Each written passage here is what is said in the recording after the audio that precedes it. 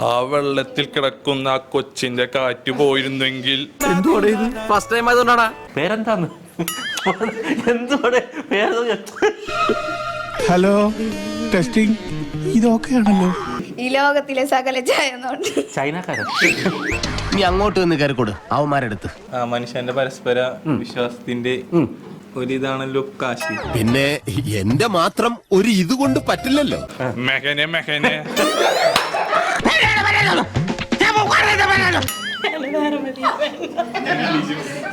ഇനിയൊന്നും മിണ്ടാൻ പറ്റുമെന്ന് തോന്നുന്നില്ല.